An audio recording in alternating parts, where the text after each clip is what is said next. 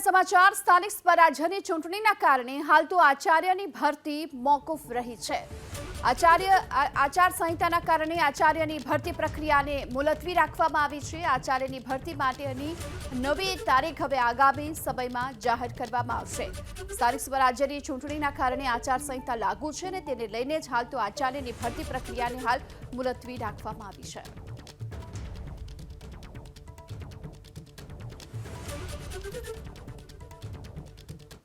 મહત્વના સમાચાર સ્થાનિક સ્વરાજ્યની ચૂંટણીના કારણે હાલ તો આચાર્યની ભરતી મોકૂફ રહી છે।